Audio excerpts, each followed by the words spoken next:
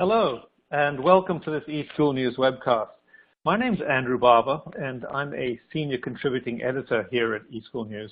And I'll be acting as the moderator for today's presentation, which is sponsored by Jamf Software. And today, we're going to be discussing ways that educators who don't have a technical background can still manage student iPads and customize the learning experience for their students. Now, before I hand things over to Dave Saltmarsh, who will be our speaker today, let me just take a few moments to highlight a couple of items about the console that we're using today. First, today's event will be recorded, so you don't have to worry about taking notes. In a couple of days, we'll send an email out to everyone who attended the webinar today that contains a link to the recorded event, and you'll also be able to download a PDF of the presentation from that same email.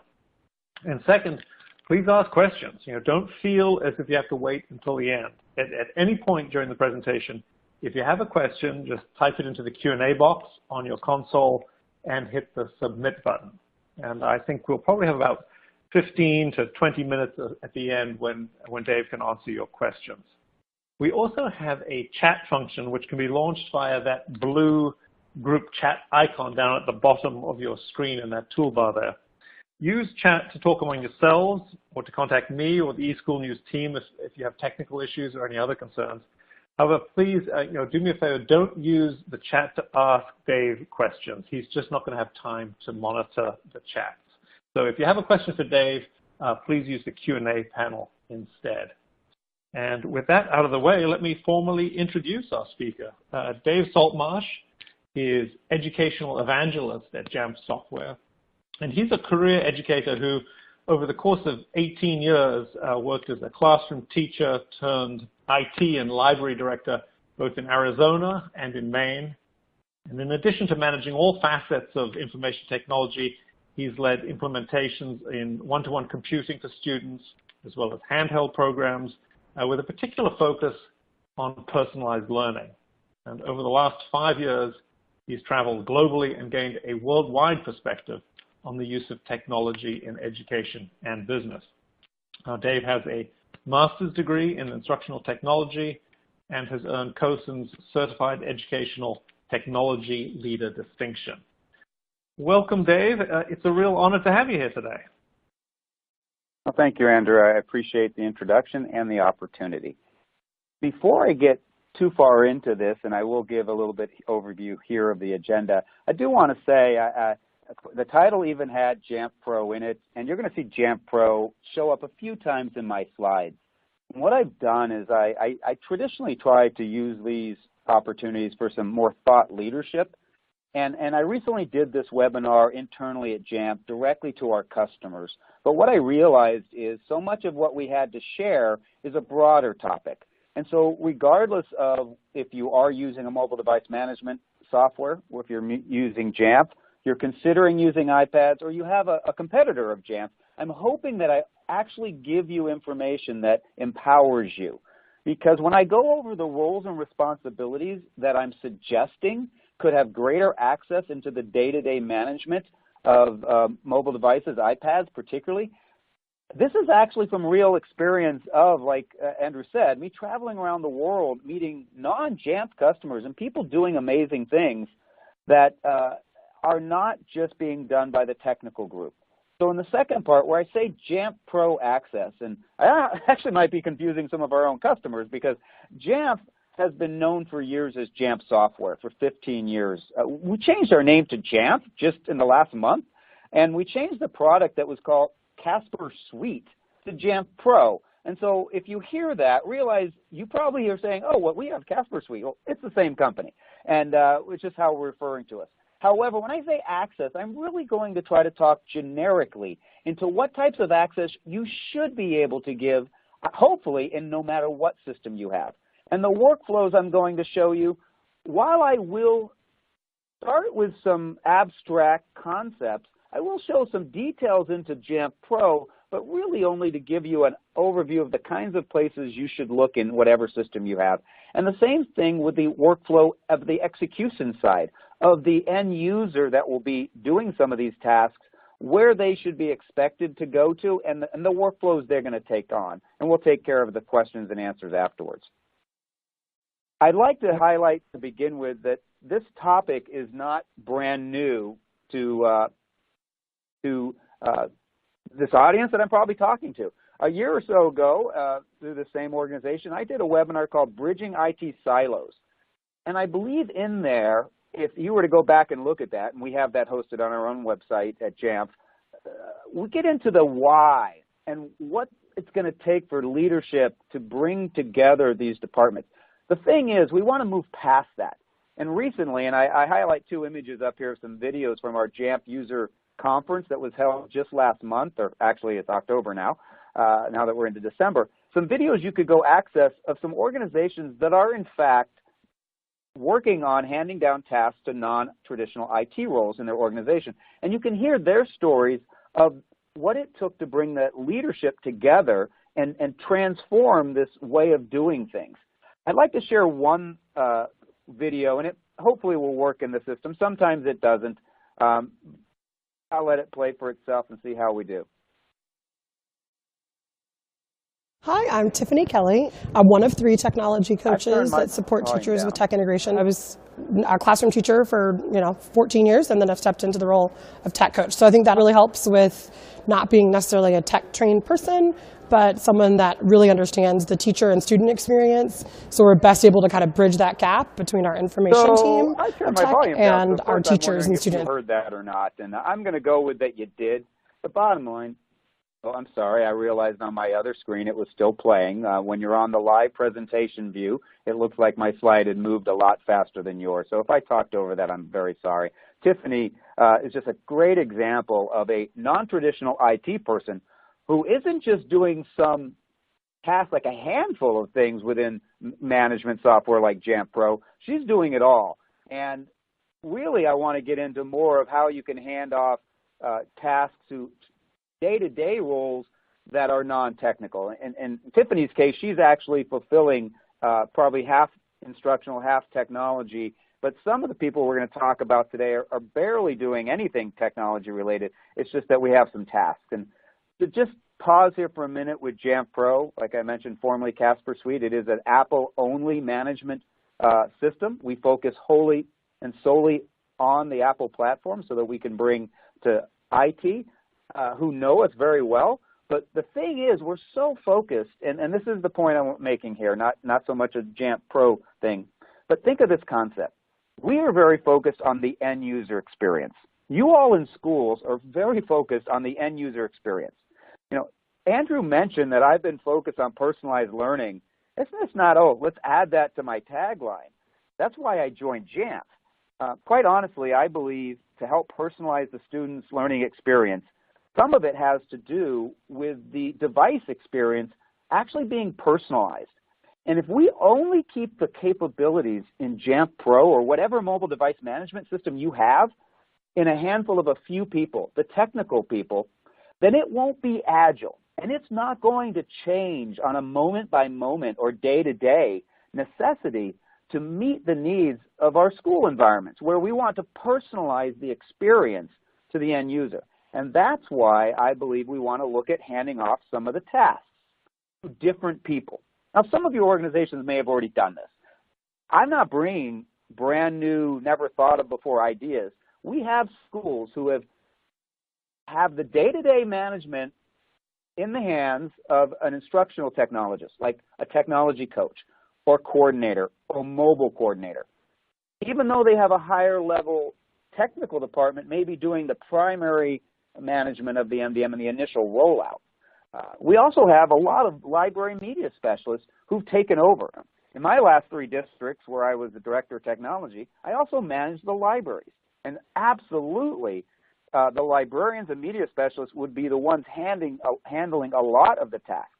Because in fact, 15 years ago, they were the ones doing it to begin with.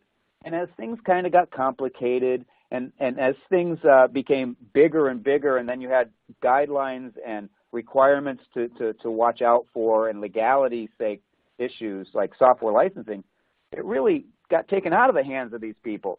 So we're going to look at how we can put some of those back. And we also have schools looking at a handful of tasks and giving them the building principles. And I'll get into details of what I mean by this, because we have department leaders who simply want to be able to go in and see what apps are available to move from one student or another within their grade level or in their program. We even have schools, and certainly have lots of schools that have student help desks or student working as helpers. I'm going to a school tomorrow that I know has a helper assigned in every classroom. Well, some schools are looking at what can they do to provide the help desk greater access with the mobile device management, but yet also restrict their privileges so they don't go off into areas they shouldn't and can accidentally do some things. So we're going to get into that right now. We're going to get into what are the concepts. And I have to admit, this visual that you have before you will hopefully show, when I'm done, the bigger picture. So I'm not too worried of the exact details. But the concept we normally have is we have an IT department that has access to a mobile device management. We're looking at expanding that to non-traditional roles. And if we look at what we mean by that, let's see, I really jumped well beyond to a different slide. Let's see, I'm live on this slide. You're there with me.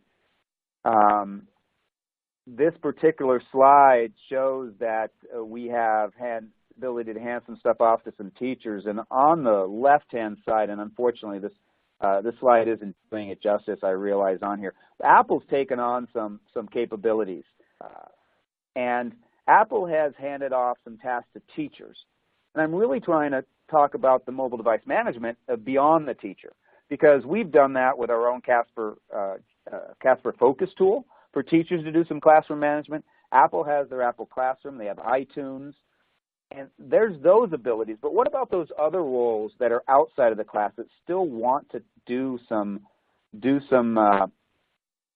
day-to-day management? And I'm gonna whiz through these because I'm realizing the bottom line is I'm going to show this probably a little bit better in a minute. But we have some different tasks that we want people to do, like maybe moving kids in and out of a static group that have been assigned to a privilege or restriction, like the camera.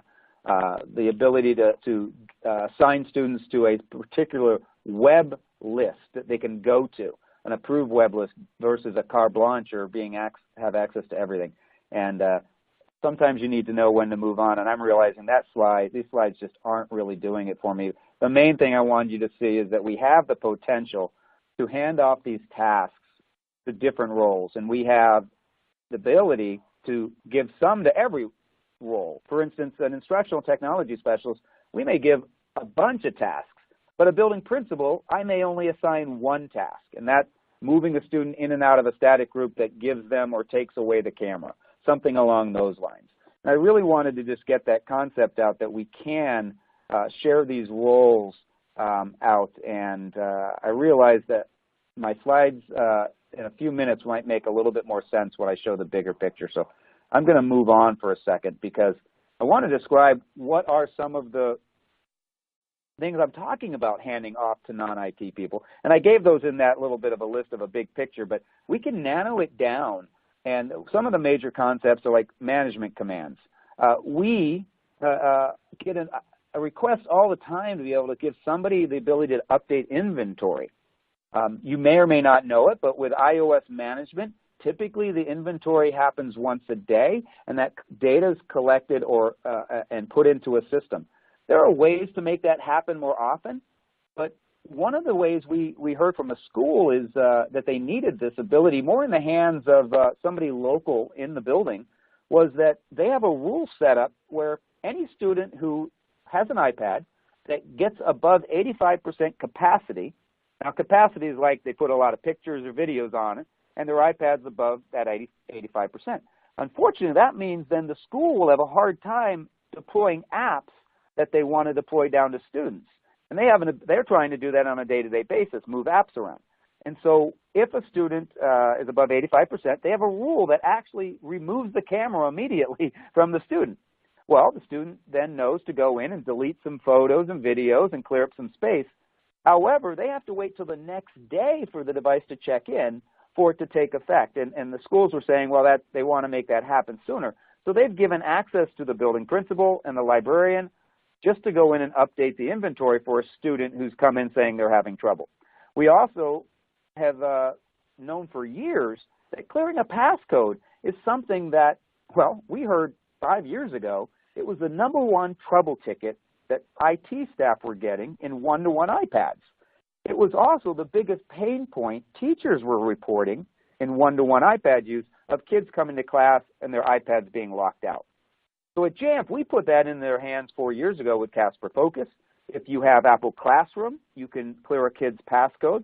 But also on the back end of an MDM, any MDM, you should be able to go in and choose a student's device and clear a passcode. We've also seen a really interesting new ability for enabling loss mode on an iPad. Now, I've always had some concerns back when I was doing management in my schools of how many people had access to track students' devices, and Apple's been very protective of that ability. And Jamf has supported that concept of protecting the ability to track and locate devices. Because as much as that's important for lost and stolen devices, it also becomes a personal privacy issue. Well, with loss mode, I want to share the concept, if you didn't realize it, you can actually split the abilities. I can give access to a wider group of staff to put a device in loss mode. However, the ability to actually track and pinpoint the location of that device is a completely another concept that I can give to only a smaller group. So why not give loss mode to multiple roles in the building, so as soon as that student says, hey, I can't find my device, even though it might be in a teacher's drawer in a class that they left it, the building principal, an instructional specialist, or the librarian can click that button to put loss mode in effect. Now, the ability to track that device may, again, could be limited and sit with some other individual. And I just wanted to share that concept with you, that we can nano those kind of things. And when we look at workflows, we can pick which workflows we want to give to what person. And this was really the broader picture that I was trying to get at a few minutes ago, where the big picture of what we're trying to accomplish, and I apologize if this doesn't work for some of you, but for me, I like to see the big picture of where we're going before I get in and start breaking it down into little parts. It worked really well in my classroom for showing students like a unit, like where we were going, so then where we were going to start, but they wanted to know where we were going. So the concept, I'm really not talking about what we're going to put in the hands of teachers. So some people get a little leery right away. I'm good with that, but I think we solved that to some extent with Casper Focus and Apple Classroom. Now, what can we do for those other roles? Before I get into showing you exactly what you can do, I do want to share some information, because this isn't just Dave Saltmarsh thinking we should do this. And I did a survey a little over a year ago, but we just actually redid it, and we're just getting the data in. It did show of the Jamf customers, we have a group, and keep in mind, we're surveying the technical contact that we have in schools. So yes, a large group said no, they don't think they should ever be handing any of these tasks off. But there's a larger group that is already doing it or is interested in doing it. And some of it is they just don't know what can be done. And because when we send someone to a technical training for Jamf or maybe for another MDM, they're learning the tasks they need to do. And they may not have been focused on how to hand these tasks and how appropriately they can and which ones they can hand down to other people. What I want you to know is no matter if you have Jamf Pro, and I know it says that here, or if you have another MDM, and I'm going to say this clearly in the beginning, Jamf knows our people at Jamf know our product really well. I'm going to tell you what you should be able to do, what you certainly can do at Jamf, and you probably can do in another mobile device management system. But you won't get onto Jamf's website and see a list of us and our competitors and us trying to tell you what they can and can't do. Because quite frankly, when I've gone on to competitors' websites and looked at what they say they can do and what we can't do, they're wrong most of the time, or at least a high percentage of what they've shown, and for some reason they're not keeping up. And for us, it's just not good practice. The other one is it's not our attitude. It's about the positive side of what we can do, and we're not going to try to put that down. But just what I'm going to suggest is you are now going to be armed with some questions you can take to your vendor and ask, how do we do this? Or your person in charge of your system. We can create individual accounts or group accounts. We can also tie them, and if you're non-technical, I barely get this anyway, but many schools have an Active Directory system where they have all their accounts and they create their accounts through that. We can actually tie that. So if you have an account system where all the building principals fall into this one account, you can actually tie a group account setup back to your primary system you use for accounts. The other thing that some people don't realize, and this could be depending on what system you have, we can actually grant access to the entire inventory of all the devices, and that's typically what most high-level admin have. Or we can do a group, or we have this thing called site, and you can think of it as a building-based level ability. So I can actually, and I'll show a graphic in a few minutes, I can actually give access just down to an elementary school to a particular librarian, not all of the inventory across the district. So the other thing that you may not know of if you are a Jamf Pro customer or in your own MDM, we can give out privileged sets. And we have a few that come automatically, a full administrator, but the one that some of our customers don't even realize they could do is this custom set, where you can actually go in and individualize on some of the abilities, give access. The types of access you can give, which we call privileges, and this is where I would ask you to look into your system. I can give somebody, enough knowledge to be very dangerous, right? They can create things. They can also simply read them. We call it read. Someone else might call it view, update, or modify, change something, or delete it. And you'll notice I have those two in bold, because what I'm going to suggest is if you're a high-level admin and you're worried about handing off tasks, our system mitigates that worry. I don't live by fear, uncertainty, and doubt. I mitigate it. So we're going to give some privileges, and we aren't going to give create or delete. Somebody might just need view. Maybe they're an auditor, and they just want to get in and see what's in the system. They want to see what's in the app catalog, the volume purchase program. Well, I can give them view access, and they can go in and think about that instructional specialist who can now go in and see what apps are in the system and how many licenses we have. That's a big piece of power that doesn't give them any privileges to manipulate anything. At the same time, we're going to do a lot, and I'm going to show about this modify or update capabilities. That's what you're probably going to give some people, but we're not going to let them have the ability to delete it. We're going to cross the gamut. I mean, mobile device management has a lot of capabilities. And I'm not suggesting we're going to give all these capabilities to somebody outside of the IT department immediately. And we're going to kind of hone in on which ones of these inside these concepts, deployment, getting devices out, inventory, and knowing what's out there. Configuration profiles are probably the area we're going to focus in on a lot. And there are dozens and dozens of profiles. I'm only going to highlight a couple, and you can then decide later which ones you might want to go out. Same with management commands. Deploying apps. Depending on the size of your organization, it could be very complicated deploying apps. At the same time, we can simplify it, especially if you're a small organization. And security, I mentioned about the loss mode, but let me take you to inside the commands that I'm going to spend most of the time on, and I mentioned those before related to some of the commands. I've got remote wipe. Wipe might not be the one we want to do, but lock mode, remote lock and loss mode. And we talk about, I'm going to skip this slide actually because it's been way too much time on all the things you could actually give somebody access to. Let's consider moving on from that, but I can customize so many different things.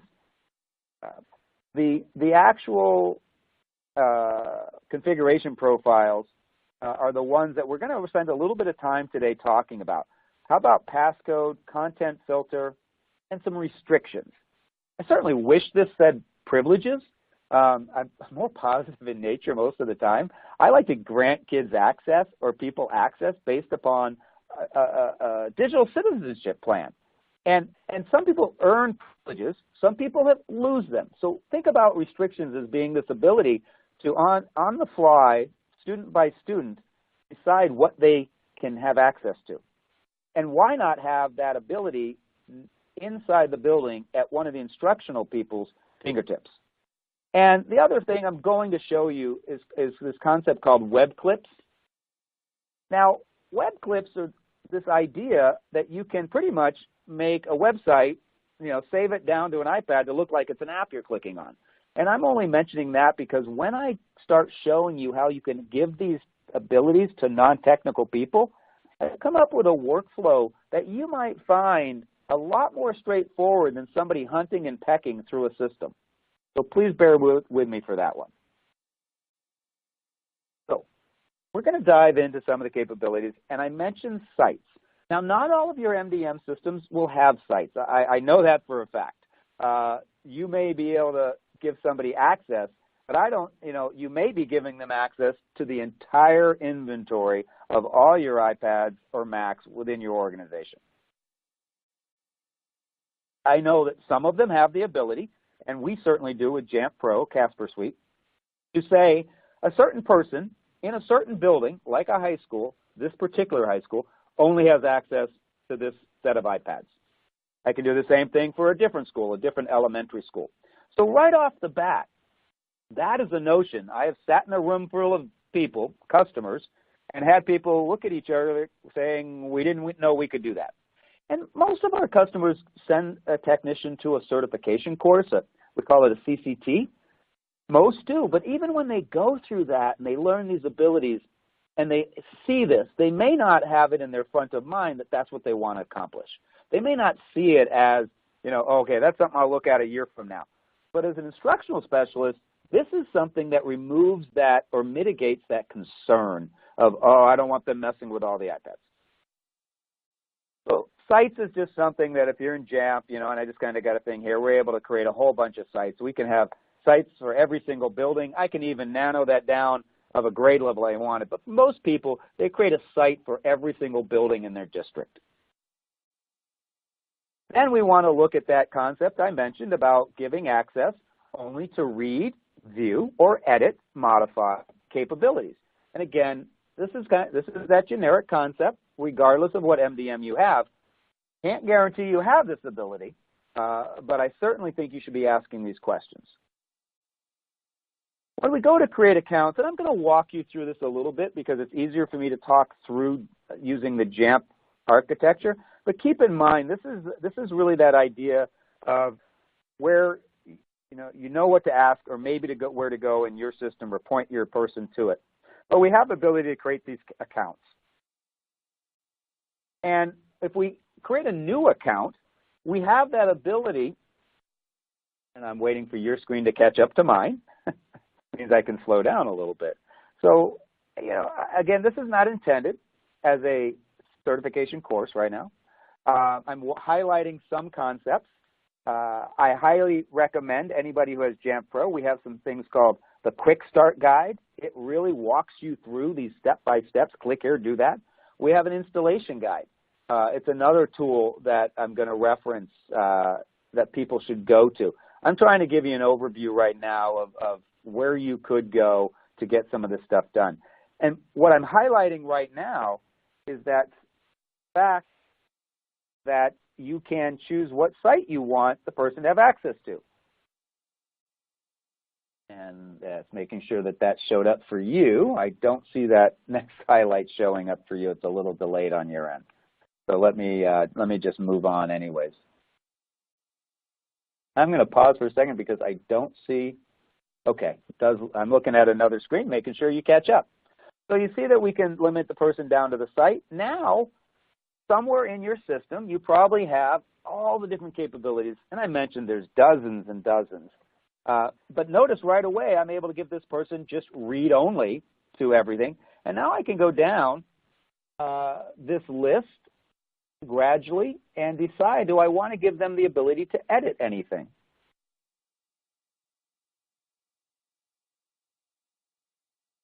I'm pausing. Some people really don't like the dead air kind of thing. I'm not a radio announcer. I did used to be an air traffic controller. A little bit of pause in between what you're doing, hopefully okay for some people. I need to make sure that you're on the same page I am. It's handy for that. Notice now that I'm going ahead and giving somebody access to actually modify some iOS configuration profiles. This ability means that if I create a web list of 15 websites that somebody can go to, and I put that in a profile, and I choose to give the librarian access to modify profiles, she or he can go in and add another URL. So when a teacher comes to, hey, Jimmy, I know he's limited to websites, but he really needs to be able to go to this website, that doesn't have to be a trouble ticket into IT for IT to do. This is now being put, some of these things, in the hands of the practitioner. We can go down. We see that there's a few more other capabilities that people can have access to. Now, static groups is one that I used as an example when you talk about a principal. You might say a building principal doesn't need access into my mobile device management system. Okay, so a teacher decides a student has been misbehaving. The student's misbehaving to the point that the teacher's really frustrated and almost wants to take the device or iPad away. Now, maybe you haven't been there, but I spent 18 years in schools, and I had to counter this all the time. So if, instead of taking the iPad away from Jimmy, with a click of a button, that student is sent to the building principal office. The building principal, and I'll show you how they can do this in a minute, they tap a button, they go right to this static group, and as soon as he searches and finds Jimmy and puts a checkbox, Jimmy loses his camera. Now that is a disciplinary action managed by whoever would normally handle that in the workflow in a school. And I can give that capability down to a librarian or an individual teacher, or administrator. So now we've got the person added, and I was showing an example of here's this web URL profile. Now I'm not teaching making profiles, but I did mention that I'm not spending the time giving ability to create profiles. But what I want to show you is that concept of giving somebody access to modify a profile is pretty straightforward for them to go in, click edit, search for the person they want to find, and add a check box next to their name. And that's really all we're talking about, the ability for them to do here. And I'm going to continue and go down through just highlighting a couple other things we could give. Think about the ability to access mobile devices, applications. So this would be someone being able to see the apps that are inside the system, so they can see what apps have been purchased and are already deployed, or at least they can see that they're already in the system, so they know they're already approved. That would save people a lot of steps. So here's the other aspect that I wanted to show for this library account. I'm also going to go in now. Those were some objects. We call things, and this isn't important for you because your system may call it differently, or even you're not in the technical, it's that your technical person might go there. We have objects, and we also have actions. This is just highlighting that in this particular area, we're giving them ability to do things like change the password. This doesn't have the create, modify, a view, edit. This is just access into it, because this is in that console of commands. And so they're going to be able to go in and change passwords if somebody's device got locked out. What a great ability for a librarian to be able to do, to just pop in there and do that. Let's see, I think I jumped around a little bit. I'm going to get into some other stuff. The website restriction list, I mentioned about somebody being able to go in and add a URL. Before I told you about applying a kid to it. I'm sorry if I said otherwise, but that was the ability for them to go in and actually add. I'm going to show this in more depth. Wow, a slide that I actually was going to show a long time ago popped up. Have you ever given a presentation when your slides got out of order? So let's back up 15 minutes. This is the part that I was going to tell you about Apple, how they've already taken care of the classroom teacher. If you weren't aware of it or not, what Jamf had been doing for a couple of years with Jamf Casper Focus, Apple's now doing, and it's so much smoother and works really seamlessly. It's because they were able to take advantage of the Bluetooth of the device and some stuff direct between device to device. But teachers really are empowered now to do the management. And my point, this slide should have been earlier to say we're going to go to the other people. Let's see what we have next coming up here. I mentioned the static groups. And waiting for your screen to catch up. at this point here. And in a few minutes, I'm going to spend at the end, I'm going to show you what it looks like for the end user. Hopefully with some of these slides, you're seeing that there's these abilities to go in. And this is where we had that list of, we were able to create some, and again, I'm not here to show you how to create that. I'm showing that you can be done. So there's a list of URLs that are approved for 4th through 6th grade. We're going to give a non-IT person the ability to either modify that list or modify who that list is applied to. And in this case, it's applied to a group of students. This is the scope, and this is an understanding of how some of this stuff works. We had that static that restriction. Now we've applied it, we've scoped it to a set, and we've got devices. And then what we're able to do is modify that list if we want to, which I kind of already started to show this a minute ago, where we can actually go ahead and add a new list to it. And there's only one thing there, so that's not a giant list. Obviously, normally it'd have a dozen or more. The next one I wanted to show you is the same concept. Before I show you the end user experience, if you weren't familiar with your MDM, that you can create something to give the camera. And this might be you've earned it. Every kid who's now in 4th grade gets the camera. But somewhere down the year, a student has, for some reason, lost their privilege to it. And so we're able to make that, and I would, someone who has either been trained fully in your MDM, who's been or has that authority, can make this group. And we're not asking an admin to create the group. All we're actually asking to do is for them to edit that group and who it is scoped down to. It's a static group user that, again, IT created the static group that's down there. That is that set, again, created already by IT, and later the principal or instructional specialist or librarian is simply going to modify that. And I've mentioned a little bit about apps for a second. And I don't want to say I could open a can of worms, but you could talk a lot about apps. What I'm talking about right now is think about creating a group. If you've taken away the iTunes store from all your students, because some schools have chosen to do that, what's really great is you can give it back as a privilege in a way by, we've seen schools create a category in self-service, and this is self-service is where people can go to get apps on their device. And we can put apps in there that kids maybe have voted on, and kids only get it as a privilege. And wouldn't it be great if that static group of the students who earn that app category was modified by somebody inside the school building? So we've created that group, and we're able to actually go ahead and do that. And this is just an app that's added to it. So I really want to move on from this to show some other things, because I've realized because of the delay, I want to skip a few things. But basically, keep in mind that you can actually have somebody set this up. Now, somebody else might be adding the apps to this group, but the person that is applying which students get to be in this group is the non-technical person. And it's basically they're being added to this list of students that have earned these apps. And now once the admin or whomever goes in and searches and adds a new student, all of a sudden in their self-service, up pops this app category that other students don't have access to. And it's a great way to be able to give a privilege.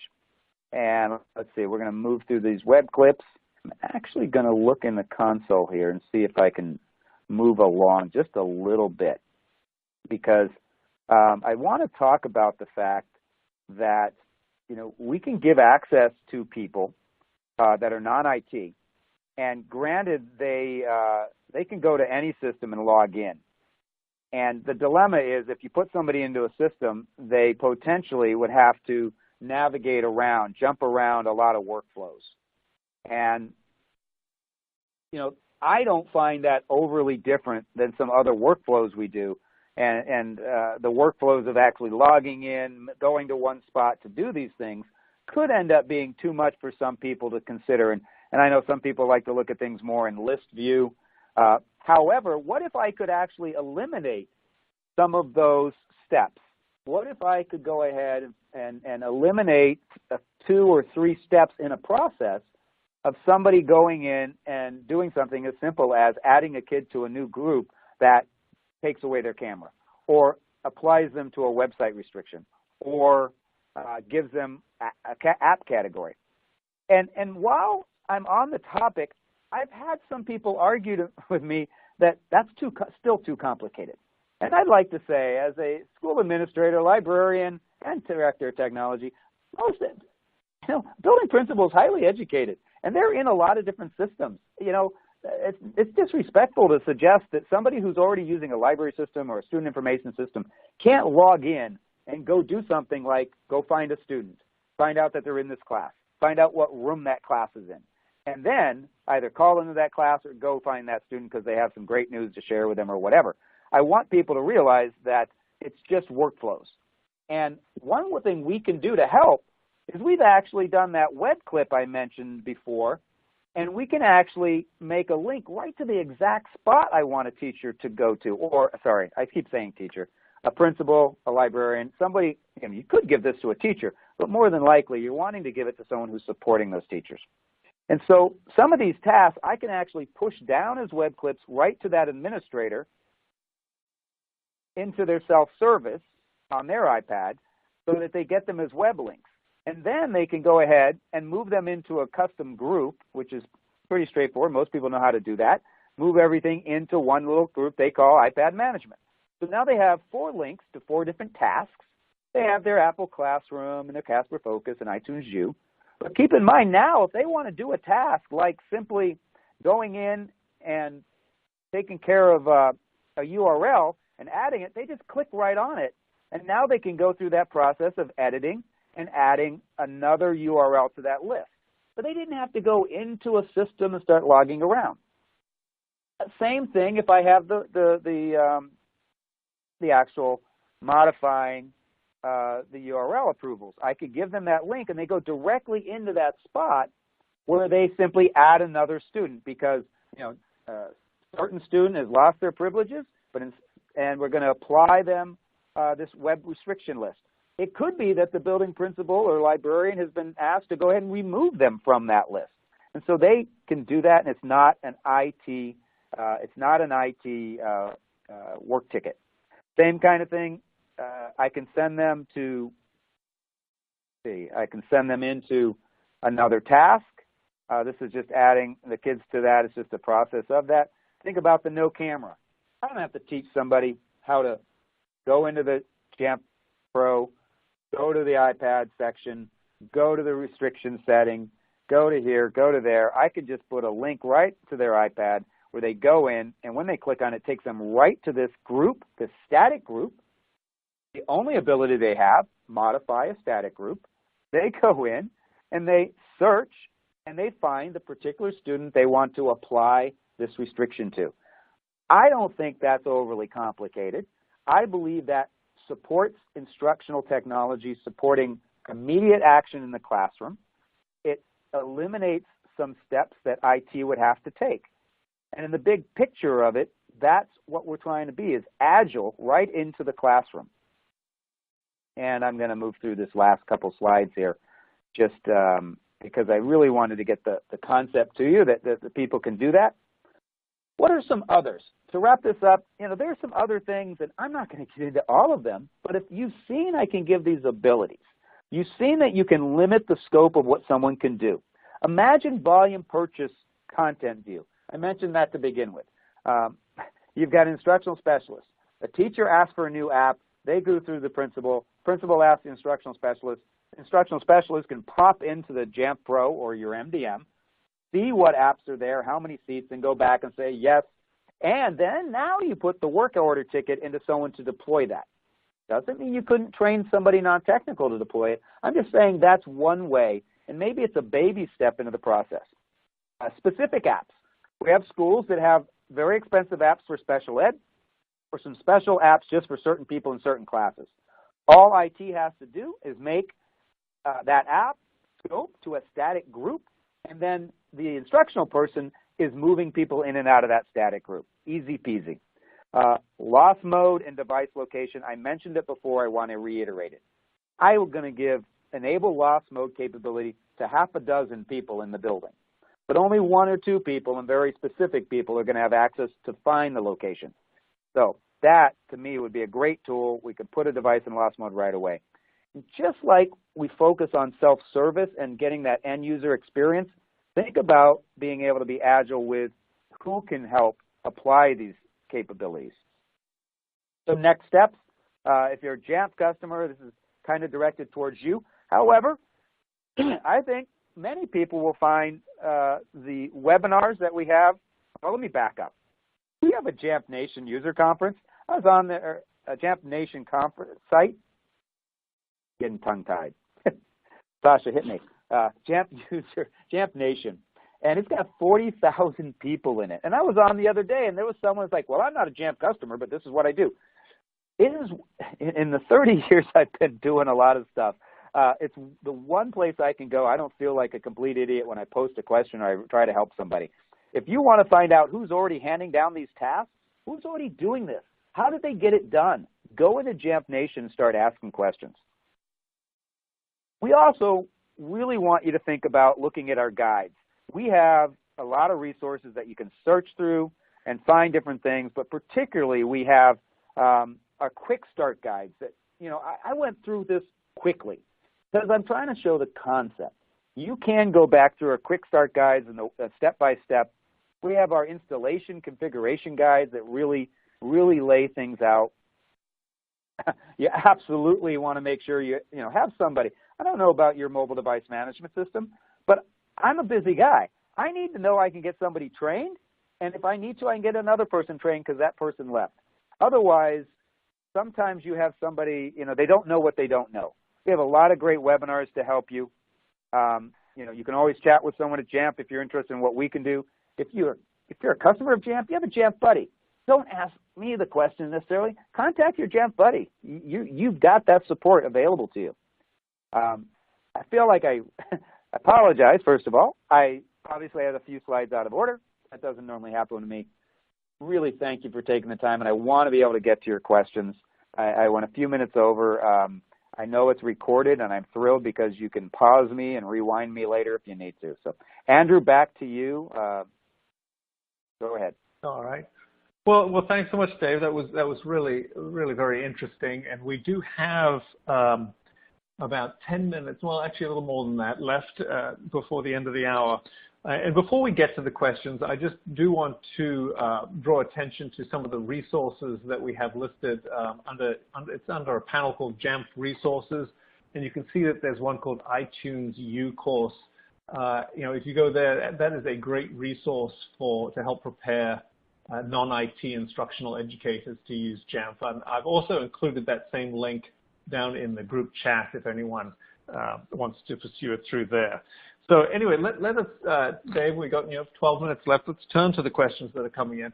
And the first one is really someone looking for some clarification about the student accounts and creating student accounts. And he wanted some clarification. It sounds like he thought that in a one-to-one situation, does the student account control just that one device, or can a student account be used across multiple devices?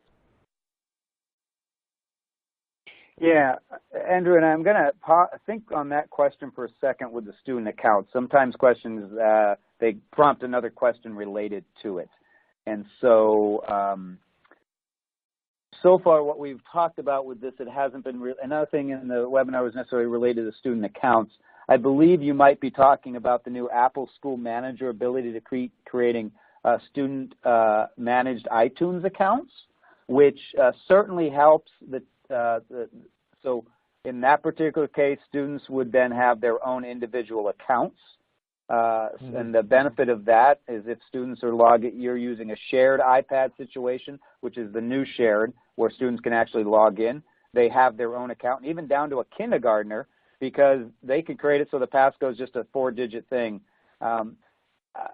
Typically, I would say the students have their own accounts. If I'm talking about today with the administrators, a librarian or principal, I am talking about them having their own account, not shared. They may be part of a group. In the beginning, I can create a group. Let's say I have all building principals. I can set up the capabilities, and I do that one time and I tie that to a group. Then when a principal joins, I add them to that group, and they get all those same privileges. So as far as admin of the management system, we want to give individual accounts, even though they might have group privileges.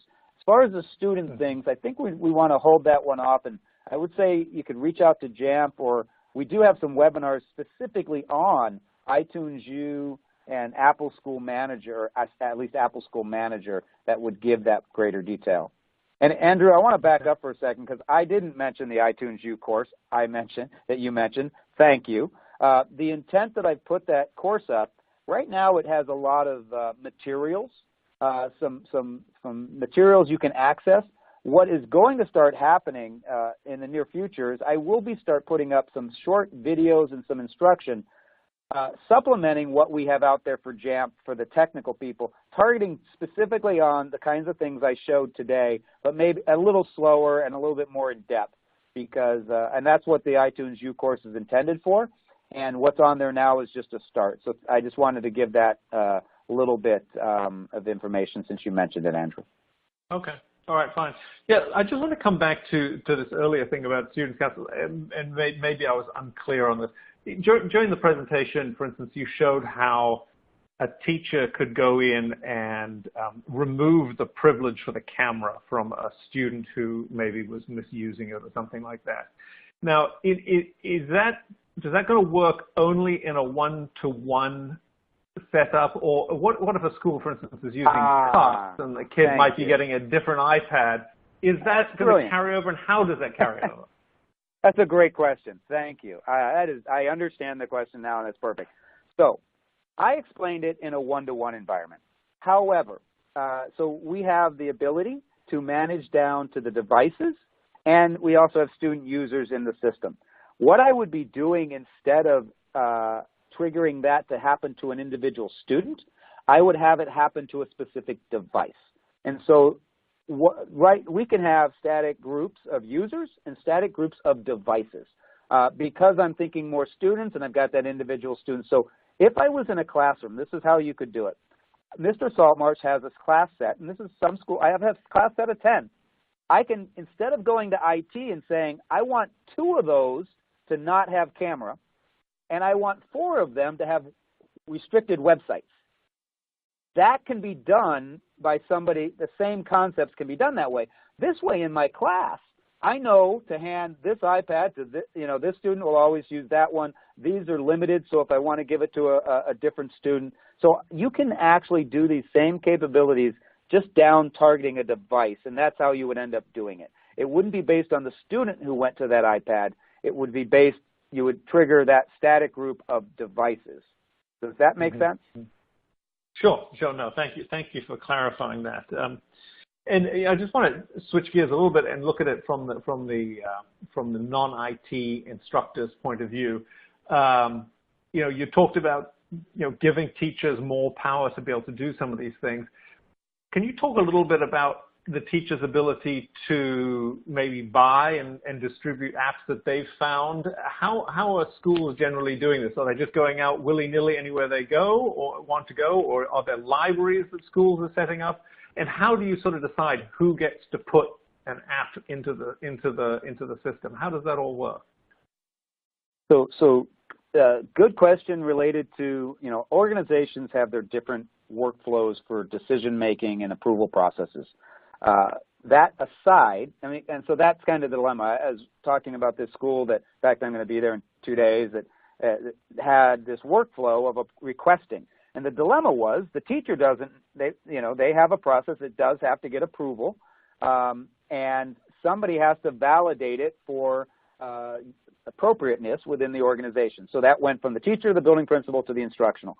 That instructional person would have gone and used something like Common Sense Media, looked at some of it, evaluated it from some guidelines, and then they decide, yes, in fact, it's appropriate. So that's a typical process, but the dilemma is, what if that app is already in the system? So we do have that ability for someone to give that view access into the volume purchase program that's in the system to see what apps are already in, and that was kind of that rationale behind it. Purchasing the apps and deploying it, again, organizations differ. With Apple and Apple School Manager, they've created a portal now where somebody can go in and manage their purchases, but that then those purchases tie into their mobile device management like Jamf Pro. And that's where you can see the conglomerate of them and how many are available to deploy out and such. So it's a tricky thing because so many people have different ways for approval. The primary thing is we can help with giving somebody access once the apps are in, who can deploy them. It's really about having, and that's why my point of saying, let's give access to viewing what's in there. Like you said, a library of sorts. They do, in essence, have an apps catalog, and they have how many licenses they have within the Jamf Pro, and we can give somebody access to that. Okay. All right, great. All right, and all right, moving on to another area. You know, I've certainly been writing about technology and education for several years, and one of the key things that comes up again and again is the issue of IT people willing to cede control to others, and the other issue being getting teachers willing to take on those responsibilities and getting them trained and understanding how to use the technology and so on. So it's really a two-part question that I'm asking you. And in your experience, how are the best ways, A, to persuade IT to cede that kind of control to the non-IT crowd, and then how do you prepare with professional development or whatever that the instructional team to take it on? Wow, Andrew, 90 seconds. So we have, I will refer back to that one webinar, which is actually about all that exact stuff. Because number one, the leadership has to want to. There's great organizations like COSIN that actually really focuses on trying to make sure that leadership at highest level of IT has both mindsets, technical and instructional in mind. And if that's set, then they can help drive that change. There's a balance, right? We want to provide, it's not an all or nothing. We can roll these out gradually. I think the classroom tools have been handed to the teachers with Apple Classroom, and that's kind of there. We're not trying, we want to show that it's gradual, and that's the key thing. The IT, the dilemma is sometimes it's not in that technical person who has access, even in their responsibility to decide to do it. And so I say, whoever's having this discussion, let's bring it up to the highest level of leadership. And if they need help pointing to resources, Jamf is actually a sponsor of COSIN, and I know there's some really great resources at COSIN that can help people with this. And that's where I would say they need to start, because it really is a longer discussion, but it's a great place to get started. Okay. All right. Well, thank you very much. A question from someone in the audience who has at their school 2 carts with 55 iPads at this point. It's not a one-to-one situation. And they have Apple volume purchasing, which I think they are experiencing some difficulty with. Does the Jamf software make that process easier, the purchasing and provisioning, make it easier? Yeah, honestly, that's really the whole point of it. There's Apple services out there, and Jamf has always been that to try to simplify them and make the workflows. Today, with device management, DEP, being able to do things remotely, out of the box, literally, I'm getting a new computer Friday. I'm going to be able to get in a sealed wrapper, and apps will be able to be sent to it without anybody touching it. If you're dealing with 50 or something devices and running around trying to update them, the volume purchase program, people have probably had issues with because they had devices, they were trying to deploy things out to users versus devices. And the new capabilities that we help manage devices so you retain ownership. So we can avoid iTunes U accounts for students, younger students. We can deploy these apps that you've purchased at the device, which then allows us to take it back from the device. And it does streamline a lot of the concerns people had in the past with the volume purchase program with devices, whether they're cart-based or one-to-one.